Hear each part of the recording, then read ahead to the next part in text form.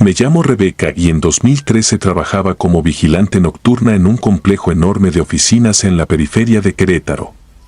No era un empleo glamuroso, pero pagaba puntual y, para ser honesta, yo prefería el silencio de la noche a la hipocresía del día. Mi turno empezaba a las 10 y terminaba a las 6. O eso decía el contrato. El edificio tenía un ritmo propio cuando se apagaban las luces, los elevadores suspiraban solos, los sensores se encendían con insectos y el aire acondicionado hacía un gemido largo, como si el lugar estuviera soñando.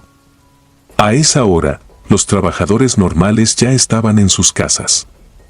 Los únicos que quedábamos éramos los de limpieza, el operador de CCTV y yo, dando rondines con mi linterna y mi radio. Aquella semana de octubre, las noches venían cargadas de tormenta. El tipo de lluvia que no cae, se desploma. Los truenos retumbaban en las ventanas como golpes con nudillos gigantes. Y cuando la electricidad fallaba, el complejo seguía vivo gracias a una planta vieja que arrancaba con un bramido y dejaba todas las luces de emergencia parpadeando, como si el edificio estuviera nervioso. A las 2:17 de la mañana, la energía se fue por completo. Sentí el clic seco del apagón en los huesos. Luego el generador entró, pero tardó más de lo normal. En esos segundos sin luz, el pasillo frente a mí se volvió una garganta negra. Yo apreté la linterna con fuerza y me obligué a respirar despacio. No era miedo a la oscuridad, era miedo a lo que la oscuridad te deja escuchar. Cuando la luz de emergencia por fin encendió, el operador del CCTV, Mauro, me habló por radio con voz rara. «Rebeca, ¿ya subiste al piso 5?» Le respondí que no. El piso 5 estaba vacío desde hacía meses, una empresa se había ido dejando escritorios cubiertos con plástico como cadáveres mal amortajados. Mauro tragó saliva. «Hay alguien caminando allá arriba. Se ve como si fuera contigo». Me reí por reflejo, de esas risas que salen solas cuando algo no encaja. Le dije que no dijera tonterías, que seguramente era un reflejo o algún trabajador rezagado. Pero Mauro insistió, la cámara mostraba una figura con uniforme oscuro, la misma postura, el mismo paso. Y lo peor, la figura llevaba algo que me heló la sangre.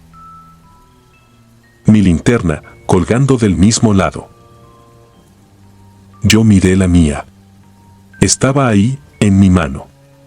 En mi radio sonó estática, una respiración ajena, y luego Mauro dijo: «Te está esperando frente al elevador». No sé por qué lo hice. Quisiera decirte que fui profesional, que seguí protocolo, que pedí apoyo.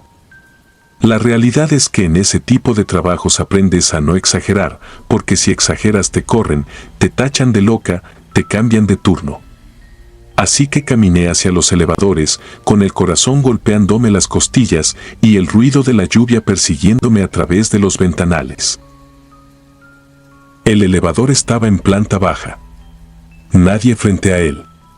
Solo el foco rojo del botón y el reflejo débil de mi cara en el acero. Me vi pálida, ojerosa, con el cabello amarrado como siempre. Y de pronto, el panel marcó un número sin que nadie lo tocara: 5. Las puertas se abrieron con un quejido. Dentro no había nadie, pero olía a humedad vieja, como ropa guardada demasiado tiempo. Dudé. Luego entré, porque la duda a veces pesa más que el miedo.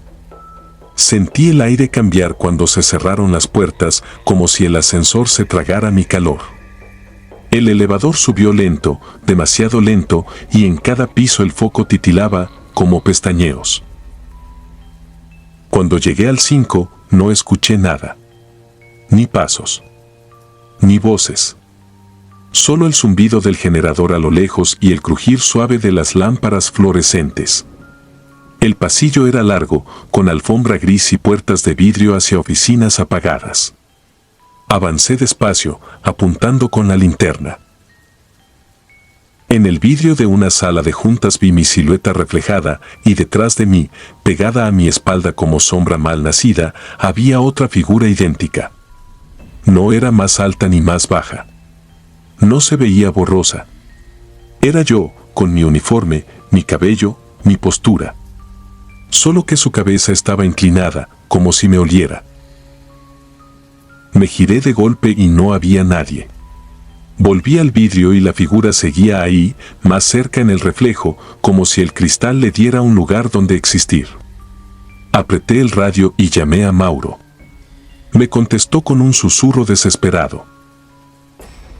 No te voltees hacia donde no hay nada. Rebeca, ahí se ve contigo. Está a tu lado. Yo estaba sola. Pero el monitor decía otra cosa. Y eso es lo que más te rompe, que alguien, desde una pantalla, te jure que no estás sola. Empecé a retroceder hacia el elevador sin darle la espalda al pasillo. Me latía la garganta. La linterna temblaba en mi mano. Entonces lo escuché, pasos, idénticos a los míos, sincronizados, como si el edificio fuera un espejo de sonido. Pero venían de atrás, de donde yo ya no estaba. La radio escupió estática y, entre el ruido, se coló una voz, mi voz. Dijo mi nombre con el mismo tono con el que yo me llamo a mí misma cuando se me olvida algo, Rebeca. No grité. Me quedé fría. El elevador estaba a unos metros. Corrí. Cuando piqué el botón, tardó una eternidad. Las luces de emergencia parpadearon y, por un segundo, en el pasillo se marcó una sombra nítida sobre la alfombra, dos siluetas corriendo. La mía y otra pegada a mí, exactamente igual. Las puertas se abrieron y me lancé dentro. En cuanto se cerraron, alguien golpeó desde afuera, una sola vez, con calma. Como un recordatorio. El elevador bajó y yo no quise mirar mi reflejo en las paredes. Sentía que si lo hacía, iba a haber algo detrás de mí, algo que no debía estar allí. Cuando llegué a planta baja, Mauro estaba pálido, sudando. Ya no hay nadie en cámaras, dijo, y su voz era la de un hombre que quiere convencerse. Se fue. Ya se fue. Yo le enseñé mi antebrazo. Tenía marcas rojas, como dedos apretándome desde atrás, como si alguien me hubiera sujetado para que no huyera. Mauro tragó saliva y bajó la mirada al monitor. Movió el mouse, revisó la grabación y la puso en pausa justo cuando yo corría hacia el elevador. En la pantalla se veía claro, yo iba sola, pero mi sombra no era una. Eran dos. Y la segunda sombra no corría, caminaba, tranquila, como si supiera que el turno, tarde o temprano, siempre termina en lo mismo. Renuncié al día siguiente. Nunca volví a ese complejo. Pero desde entonces, en algunas madrugadas, cuando me despierto y el cuarto está oscuro, siento un peso leve detrás de mí, como una presencia copiando mi respiración. Y lo peor no es imaginar que haya alguien allí. Lo peor es esa idea que se me mete como astilla, que tal vez, aquella noche, sí subí al piso 5, pero no fui la única que bajó.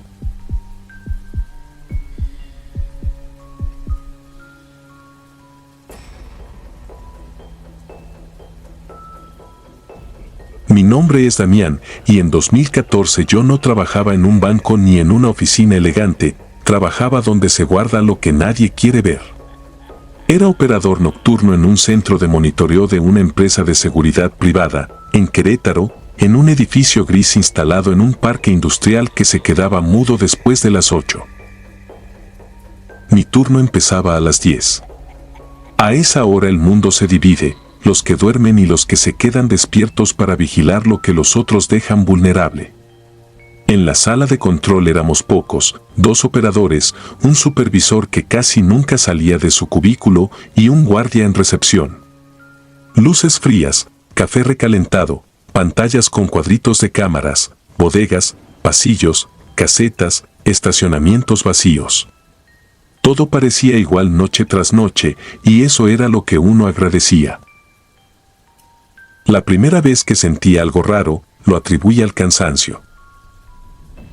Fue cerca de la 1 de la mañana. El baño del piso estaba al fondo del pasillo, y a esa hora las lámparas con sensor tardaban en encender. Recuerdo que iba con prisa, con esa urgencia absurda que da el café, y al entrar escuché un llanto bajito, como cuando alguien intenta que no lo oigan. Se me erizó el cuello. No era un sollozo fuerte, era una respiración rota, controlada, como si la persona llorara con rabia o vergüenza. ¿Está todo bien?, pregunté, con la voz baja por instinto. Del cubículo del fondo salió un gracias tan suave que lo sentí más que escucharlo. Me dio un vuelco el estómago, porque no era una voz cualquiera.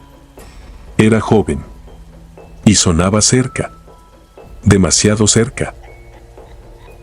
Esperé unos segundos, quieto frente a los lavabos, pensando si debía insistir. El llanto no se detenía. Me lavé las manos con agua helada y el espejo me devolvió una cara más pálida de lo normal. Volví a hablar, como quien no quiere asustar.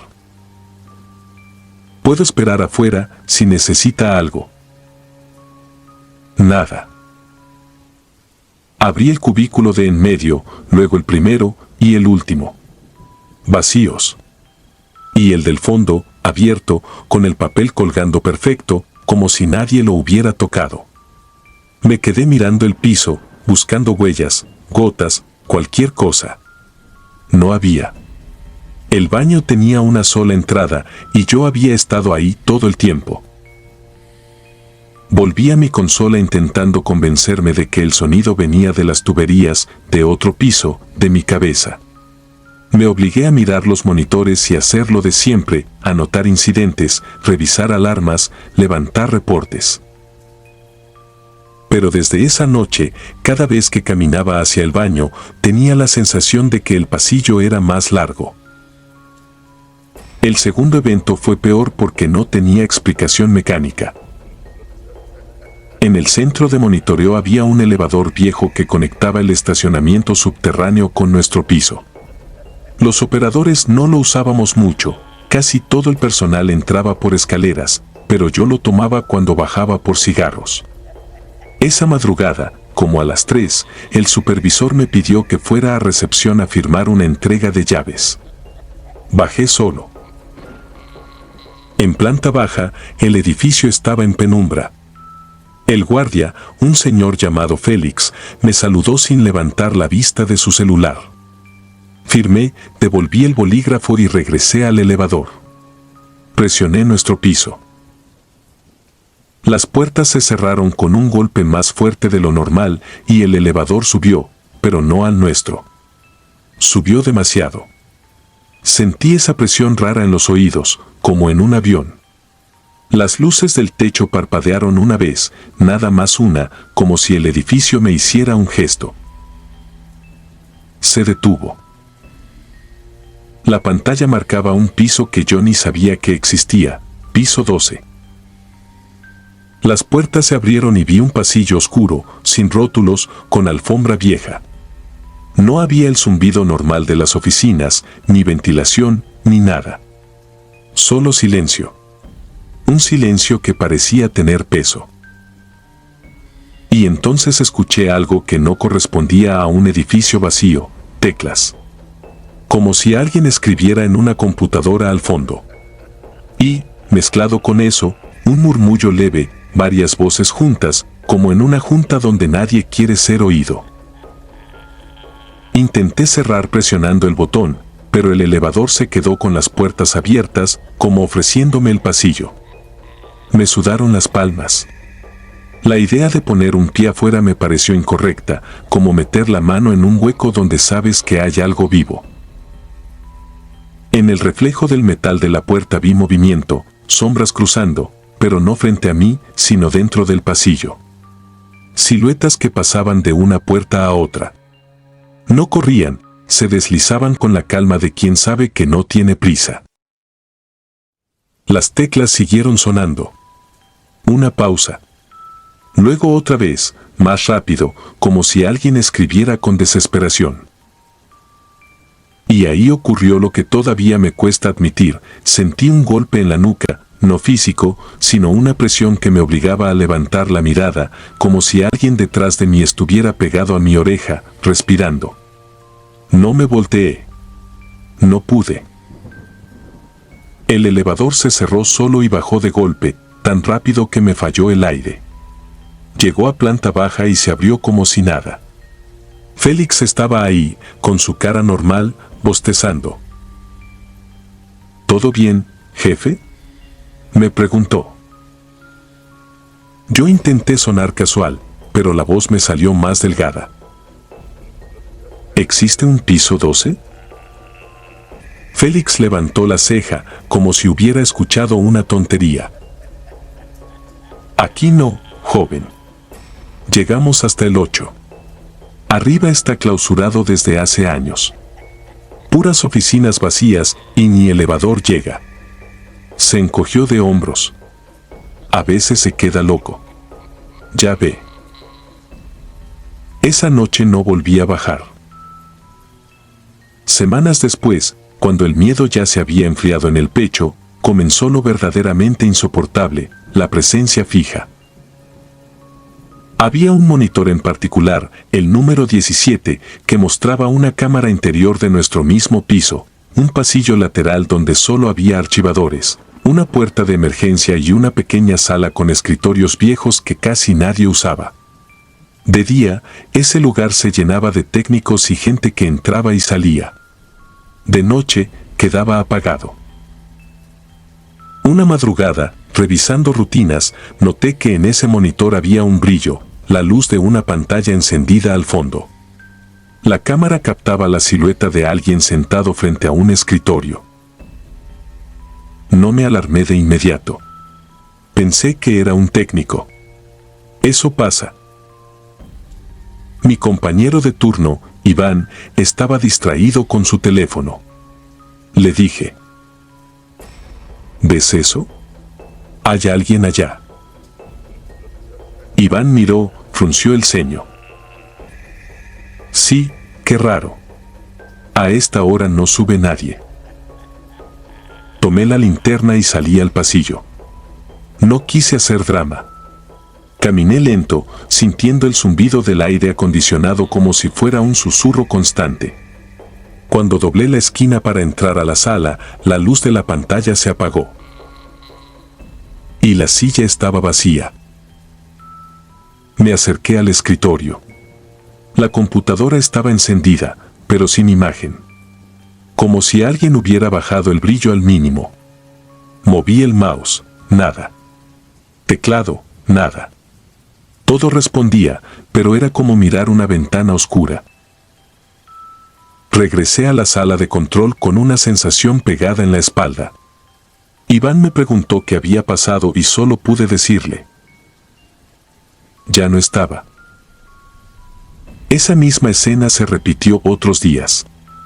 Siempre igual. La pantalla encendida. La silueta. Yo caminando. La pantalla apagándose justo cuando doblaba la esquina. Hasta que una noche decidimos hacer algo estúpido, encerrarlo. Iván se quedó frente a los monitores, viéndolo, y yo salí.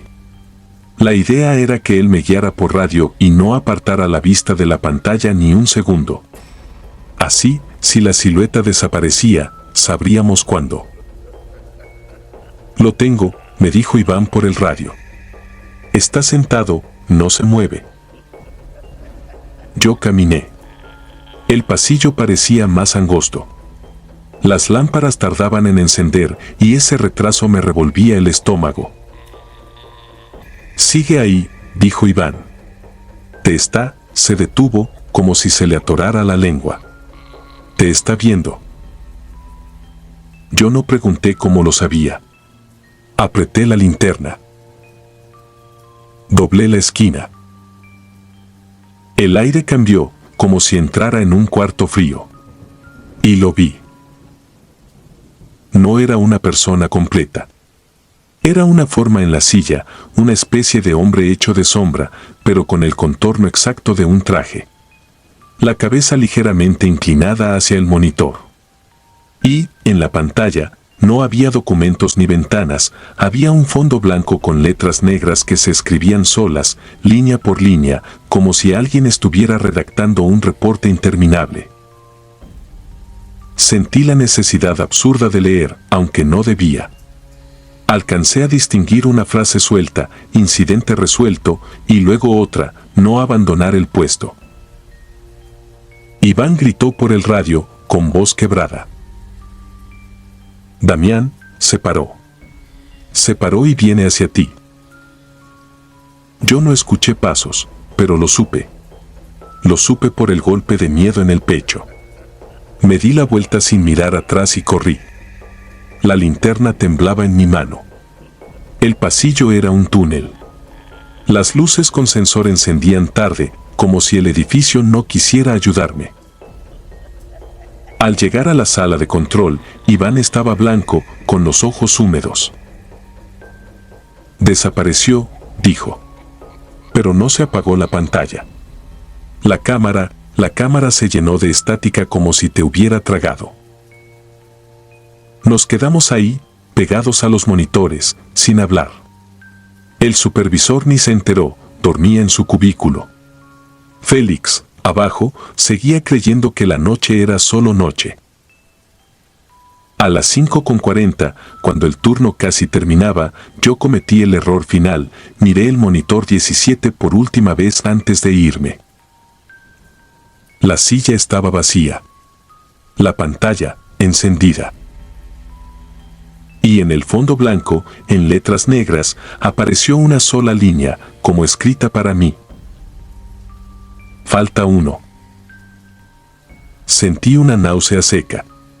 Busqué a Iván con la mirada, para decirle que ya nos íbamos, que saliéramos juntos, que no volviéramos a quedarnos solos. Iván no estaba. Su silla crujió, como si acabara de levantarse. En el pasillo, hacia el baño, se escuchó un llanto bajito, contenido, el mismo de aquella primera noche. Yo no grité. No recé. No dije nada heroico. Solo entendí, de golpe, lo que muchos trabajadores nocturnos aprenden tarde, que hay edificios que no se apagan. Solo esperan. Y desde entonces, cada vez que veo una oficina iluminada a medianoche, pienso en ese monitor blanco y en esas letras negras, escribiendo con paciencia, como si el turno muerto nunca terminara. Porque allá adentro, alguien sigue tomando lista.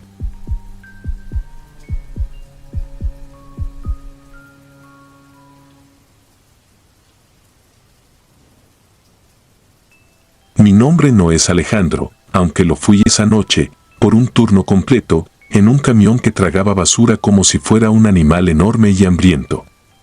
En realidad me llamo Bruno, y esto pasó en febrero de 2019, en Tampico, cuando el aire del Golfo baja filoso y húmedo, y las calles se quedan desiertas como si la ciudad entera aguantara la respiración. Yo llevaba poco más de un año en recolección nocturna. A la gente le da asco pensarlo, pero uno se acostumbra al olor agrio de orgánico, a la podredumbre dulce, a los líquidos que se escurren por las bolsas, a las cucarachas que parecen entender el horario mejor que muchos. Lo que no te enseñan, lo que nadie te dice en la inducción, es que la noche te cambia el oído y la vista. Empiezas a distinguir cosas en la oscuridad, no porque veas mejor, sino porque tu cuerpo se prepara para lo peor. Éramos 5 esa ruta, el chofer, 2 atrás levantando bolsas, 1 acomodando y yo ayudando donde hiciera falta. El más cercano a mí era el Cholo Reyes, un tipo con manos duras y risa fácil que decía que nada lo asustaba, porque ya le había ganado a la muerte en un choque años antes. Yo le creía, porque no hablaba como fanfarrón, hablaba como quien ya vio el fondo. La primera hora fue normal. El camión rugía, el sistema hidráulico gemía, la prensa compactaba con ese golpe seco que te vibra en los dientes. A las 11 y algo pasamos por una colonia vieja, de esas con calles estrechas y árboles que se tocan por arriba formando un túnel negro. El viento se metía por la chamarra y se pegaba en la piel como agua fría. Yo iba colgado del estribo trasero, sosteniéndome con una mano y con la otra ajustando el guante. Fue en una esquina donde me dio el primer aviso, un aviso que no es un pensamiento, sino un latigazo. El corazón se me aceleró sin motivo. Sentí, clarito, la sensación de cuando alguien te mira desde muy cerca. Volteé hacia la banqueta, hacia los carros estacionados, hacia una cochera con reja. Nada. Lo único vivo era un perro flaco que nos observó sin ladrar, quieto como si estuviera castigado. Reyes me gritó que apurara. Le hice una seña de sí, sí y seguí. Quise reírme de mí mismo. Pensé que era cansancio, que había dormido mal. Pero al subir de nuevo al estribo, noté algo que me heló, una gota, una sola gota, me cayó en la nuca. No era lluvia. El cielo estaba limpio. Me llevé los dedos y sentí algo viscoso, tibio, como agua con grasa. Miré hacia arriba, al borde superior del camión, donde la carrocería hace sombra sobre nosotros. Y entonces lo vi con tanta claridad que todavía se me revuelve el estómago al recordarlo, unos dedos pálidos, largos, agarrados del canto metálico, y detrás, apenas asomando, una frente blanca con mechones de cabello negro pegados como algas. Fue un segundo. El tiempo que tarda el cuerpo en decidir si grita o corre. Quise avisar, pero la voz se me quedó atorada, como si alguien me apretara la garganta desde adentro. Me aferré más fuerte a la agarradera. Sentí que el metal estaba helado, como si el frío viniera del camión y no del aire. En la siguiente parada bajé casi cayéndome. Les dije a los demás que había alguien arriba. Se rieron, como siempre que alguien suelta una superstición en turno. Reyes no se rió, solo me miró a los ojos con una seriedad rara y me dijo que me subiera al techo si tanto me urgía. Eso hice. Me trepé con la adrenalina en la boca, con el corazón golpeándome en las sienes, y cuando asomé la cabeza, no había nada. Solo polvo, hojas secas, y ese olor a fierro y aceite que tiene el camión por arriba. Pero ahí encontré otra cosa, una marca húmeda, como un rastro de mano en el metal, y en el borde, como si alguien hubiera arrastrado uñas, líneas finas, recién hechas. Me quedé viendo esas rayas como idiota, porque en mi cabeza se abrió una idea peor, no era un ladrón, no era un vago buscando cartón. Era algo que no le importaba que lo viéramos. Bajé sin decir mucho. Nadie me creyó del todo, pero ya no se rieron igual. Seguimos. A medianoche, cuando la ciudad se pone más muda, ocurrió lo que rompió la broma. En una parada, mientras yo levantaba 2 bolsas pesadas, escuché el sonido de la prensa activándose. Ese sonido no se confunde, primero el motor, luego el empuje, luego el golpe. Lo raro es que nadie estaba en el botón. Reyes estaba a mi lado. Los otros estaban bajando bolsas. El chofer estaba dentro, sí, pero él no activa la prensa sin avisar porque es peligroso, puede jalarte una mano, una manga, lo que sea. Reyes soltó un y se quedó congelado, mirando directo al hueco del depósito, donde la basura cae como boca de tiburón. Vi su cara cambiar, como si algo le hubiera vaciado la sangre. Y entonces lo dijo, con una voz que no le conocía, una voz seria, delgada: hay alguien adentro. Nos acercamos, con esa mezcla estúpida de curiosidad y miedo. El interior estaba lleno de bolsas negras y cartón mojado. Y entre todo eso, no vi un rostro completo, vi una forma blanca, demasiado blanca, escondida a medias, y un cabello negro pegado a la piel como si estuviera siempre mojado. No eran ojos humanos los que nos miraban. No eran ojos de asústame. Eran ojos de te estoy esperando. Uno de los compañeros, el más impulsivo, golpeó la carrocería y le gritó que saliera. No hubo respuesta. pero la prensa se detuvo de golpe, como si alguien hubiera soltado el botón desde adentro. Y luego, lo peor, un olor se levantó desde el depósito, un olor que no era basura. Era tierra mojada, tierra de panteón, esa tierra que huele a raíz vieja y a humedad encerrada. Yo retrocedí. Sentí que el camión entero vibraba distinto, como si de pronto llevara otro peso. Reyes me agarró del brazo y me apretó, no fuerte, sino como buscando comprobar que yo estaba ahí, que esto era real. Me susurró, sin mirarme, Bruno, no la mires mucho. Seguimos trabajando, pero ya no éramos los mismos 5 hombres. Éramos 5 cuerpos tratando de terminar para irse y algo más viajando con nosotros. Cada parada se sentía vigilada. En las esquinas, en los callejones, en las banquetas oscuras, el aire parecía estar esperando un movimiento. Y entonces llegó el giro que me dejó sin defensas. En una avenida larga, con faroles amarillos separados por tramos de sombra, vi una figura parada junto a un poste.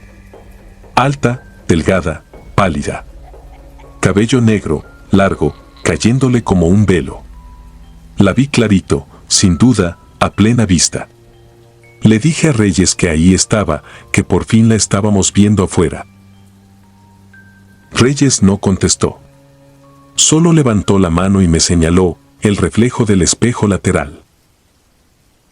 En el espejo, detrás de nosotros, en la plataforma, pegada a la carrocería, iba la misma figura, colgada como si no pesara, como si fuera parte del camión. La de la banqueta no era otra. Era la misma. O peor, era su forma de decirnos que podía estar en 2 lugares al mismo tiempo, que lo de viajar era porque quería, no porque necesitara.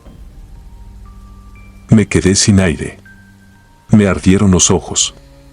Sentí el impulso irracional de saltar del estribo y correr, pero ¿correr a dónde si la noche era de ella? El chofer aceleró, como si también la hubiera visto. Nadie habló. El camión rugía, y aún así yo escuchaba, por encima del motor, algo parecido a un roce, un arrastre suave, como uñas sobre metal. Terminamos la ruta casi a las 2. Cuando por fin bajamos en el patio, con las luces blancas del área de descarga, yo sentí alivio. Pensé, aquí no entra. Aquí es normal. Me equivoqué. Cuando el camión se vació y quedó el eco, Reyes me jaló para mostrarme el borde superior de la carrocería. Ahí, en una franja de polvo, había marcas claras, como si alguien hubiera escrito con un dedo húmedo. No eran letras perfectas, eran trazos torcidos, desesperados. Decían, no me dejen. Y debajo, más abajo, como respuesta de alguien que ya iba tarde, apareció otra frase, escrita con otra presión, con otra intención, como si el metal mismo la hubiera escupido. Ya van conmigo. Esa noche renuncié. No por asco, ni por cansancio. Renuncié porque entendí algo que todavía me cuesta aceptar. Hay trabajos nocturnos donde no solo recoges basura. A veces, sin querer, recoges cosas que no deberían moverse, cosas que se esconden donde nadie mira, y que al sentirte vulnerable, se suben contigo, se compactan en tu miedo, y te acompañan hasta tu casa sin que lo notes.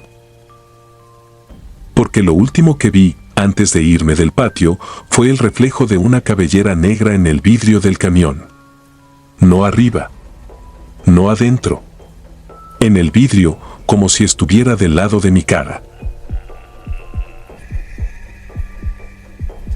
Suscribirte y darle like ayuda mucho a este canal.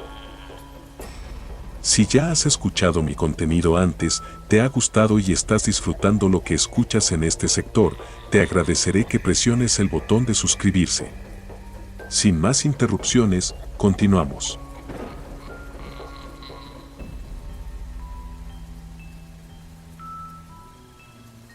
Me llamo Eusebio, y si algo aprendí trabajando en ranchos es que la noche no es silencio, es un idioma.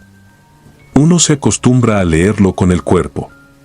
El viento te dice si viene lluvia, los grillos te avisan cuando el frío baja de golpe, y los perros te cuentan lo que los ojos no alcanzan. Esto pasó en 2019, en un rancho que quedaba lejos de todo, pegado a los cerros como si el monte lo hubiera empujado hasta ahí. El pueblo más cercano estaba a media hora por brechas y de noche parecía más lejos. Las luces se tragaban en la oscuridad como si el camino no llevara a ningún lado. Yo cuidaba parcelas de maíz y un corral de animales, y mi turno era el peor y el más tranquilo, la vigilancia nocturna. No por gusto, sino porque a esas horas entran los que roban, los que cazan, los que queman, los que nomás andan viendo. Mi compañero era Chato, un perro chaparro de patas duras y mirada viva. No era de esos que ladran por todo. Chato se quedaba quieto, olía el aire, y si algo no le cuadraba, me lo decía con el lomo erizado antes de hacer ruido. Yo confiaba en él como en una lámpara que no falla. La primera noche que la vi, el cielo estaba limpio, con luna blanca, y el campo se veía casi bonito, como una foto. Traía mi linterna de mano, el radio colgado, y la escopeta vieja por costumbre más que por valentía. Caminábamos despacio entre los surcos. Todo era lo de siempre, el crujir de las hojas, el roce de las botas en tierra seca, el olor a tierra fría. Fue llegando al centro del campo cuando Chato se frenó de golpe. No fue una duda, fue como si hubiera chocado con una pared invisible. Se le pararon las orejas, la cola se le quedó tiesa y empezó un gruñido bajito, de esos que salen del pecho, no de la garganta. Me detuve también, y mi cuerpo entendió antes que mi cabeza. Alumbré hacia donde él miraba. Al principio no vi nada. Solo maíz moviéndose con el viento. Después, el viento se detuvo de golpe, como si alguien hubiera cerrado una puerta en el aire. Y ahí la vi, una forma parada en medio del surco, a unos 20 metros. No parecía humana. Tampoco parecía animal, aunque su tamaño era el de un perro grande. Era demasiado delgada, como si estuviera hecha de pura hambre. Las patas eran largas y se doblaban raro, no hacia donde deben doblarse las patas de un perro. La piel era oscura, casi negra, pero no mate, brillaba como cuando el lodo está recién mojado, aunque el suelo estaba seco. Y los ojos no eran reflejo de linterna. Eran luz propia, roja, intensa, quieta, como brasas sostenidas en el aire. Chato estalló en ladridos, no de amenaza, sino de pánico. Yo quise hablar, decir cualquier cosa, pero la lengua se me pegó al paladar. Sentí el frío subirme por la espalda, no del clima, sino del miedo que no viene de afuera, sino de adentro. Esa cosa no hacía ruido. Ni respiración. Ni pisadas. Estaba ahí, mirándonos, como si nos hubiera estado esperando. Le apunté con la linterna directo a la cara, y los ojos rojos no se achicaron ni parpadearon. No se asustó. No retrocedió. Solo inclinó apenas la cabeza, como si reconociera a Chato, como si lo midiera. Luego, sin prisa, empezó a caminar hacia la maleza, hacia la orilla del campo donde la sombra se vuelve más densa. No corrió. No huyó. Caminó con una calma que me dio más miedo que si hubiera salido disparada. Sus patas se movían como si no supiera del todo cómo se mueve un cuerpo, como si imitara un paso aprendido.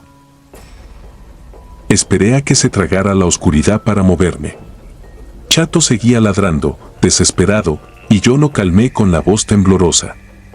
Me dije que no podía dejarlo así, que si era un animal enfermo podía volver, que mi trabajo era vigilar. Y la verdad, aunque me cueste admitirlo, también me picó esa cosa en el orgullo, la necesidad de darle un nombre, una explicación. Avancé hasta donde había estado parada. No había huellas, ni pelo, ni olor, ni nada. Solo las plantas aplastadas, como si algo pesado hubiera presionado el maíz sin romperlo del todo. Alumbré alrededor, Tierra limpia, surco limpio, silencio limpio. El campo parecía burlarse de mí, como si me dijera, aquí no ha pasado nada. Regresé a la cabaña con el estómago cerrado. La puerta era de madera vieja, con un candado que siempre sonaba hueco. Puse la silla contra la chapa por costumbre, aunque sabía que si algo así quería entrar, una silla era un chiste. Esa noche no dormí. Cada que cerraba los ojos veía esos ojos rojos, fijos, sin emoción. Y cuando por fin me vencía el cansancio, Chato se levantaba, gruñía hacia el campo y me arrancaba de nuevo del sueño. Las noches siguientes se pusieron raras. El rancho seguía igual, la gente de día seguía trabajando, los animales seguían comiendo, pero yo sentía que algo se había quedado pegado en el aire, como un olor que no se va. Chato ya no ladraba como loco, ahora se quedaba callado, mirando hacia el mismo punto del campo, con el cuerpo tenso, como si hubiera aprendido una regla. Una madrugada, mientras hacía otro recorrido, encontré algo que me dejó helado. En una parte donde el maíz estaba más alto, había un rastro de plantas aplastadas en línea recta, como si algo hubiera caminado cargando su peso con cuidado. Lo seguí con la linterna, paso a paso. El rastro iba directo hacia el cerro. Y de repente, se detenía. No porque girara, no porque saltara una cerca. Se detenía como si la cosa hubiera dejado de existir en ese punto, como si se hubiera levantado del suelo sin despegar. Ahí se me cayó la última excusa de coyote enfermo. Esa misma mañana, cuando amaneció, le hablé a don Héctor, el dueño. No le conté todo, en el rancho la gente se ríe primero y pregunta después. Solo le dije que había visto algo raro, y que el perro estaba inquieto. Don Héctor no se rió. Me miró como se mira una tormenta en el horizonte, con resignación. Me dijo, sin levantar la voz, que su abuelo hablaba de una presencia en los campos. No un animal. No un hombre. Un guardián, algo que cuidaba la tierra, que se aparecía cuando alguien iba con malas intenciones. Según la historia, no atacaba si no lo provocaban, pero le gustaba dejar claro que el campo no era de cualquiera. Yo le pregunté por qué nadie decía nada. Don Héctor se quedó callado un rato, y luego soltó algo que no se me olvida, que no se habla de ciertas cosas porque al nombrarlas se acercan. Esa frase me cayó como piedra. Esa noche hice el recorrido más corto de mi vida. Chato caminaba pegado a mí, sin olfatear como antes. En el centro del campo, donde la vi la primera vez, el aire se sentía distinto, más denso. Como si el maíz se escuchara. Como si el suelo estuviera despierto. Y entonces pasó el giro que me terminó de romper. En la orilla de la parcela, cerca de la maleza, encontré una estaca vieja clavada en el suelo. No era nueva, pero tampoco estaba ahí antes. Tenía amarrado un pedazo de mecate, y del mecate colgaba algo que brillaba con la luz de mi linterna, un arete, de esos de mujer, con una piedrita roja. Lo reconocí porque era de mi esposa. Ella me lo había dado para que lo cuidara, como amuleto, y yo lo traía siempre en el bolsillo de la camisa, hasta esa noche. Me revisé. El bolsillo estaba abierto, descosido, como si alguien lo hubiera jalado con uñas. No escuché pasos. No sentí manos. No vi a nadie. Solo vi ese arete colgando ahí, como una señal, como un mensaje puesto con paciencia. Chato no ladró. Se sentó, con la mirada fija hacia el monte, y soltó un gemido bajito, como si pidiera permiso para irse. Ahí entendí que no era una historia para asustar trabajadores. Era una advertencia personal. Esa cosa no solo me había visto a mí. Había revisado mi ropa, mi olor, mis cosas. Había aprendido quién era yo, y me estaba diciendo, sin palabras, que podía acercarse cuando quisiera. Esa misma madrugada me encerré en la cabaña y no volví a salir. Al amanecer, le pedí a don Héctor que me cambiara de turno. No discutió. Solo asintió, como quien ya sabe cómo terminan esas cosas. A la semana renuncié. Hasta hoy, cuando paso cerca de un campo de noche, aunque vaya acompañado, siento esa misma presión en el pecho, como si el aire se apretara. Y a veces, lo juro, en la orilla de los sembradíos, donde la luz de los carros no alcanza, veo un brillo rojo quieto entre la maleza, como si alguien estuviera contando los pasos de los que caminan sobre tierra ajena. No sé qué era. Pero si sé algo, no era de este mundo, y aún así conocía el mío demasiado bien. Si disfrutas de los relatos, te invitamos a apoyarnos con un like y un comentario, ya que eso nos ayuda muchísimo. Además, si aún no estás suscrito o suscrita, te animamos a formar parte de la comunidad del terror. Muchas gracias por escucharnos y por tu apoyo.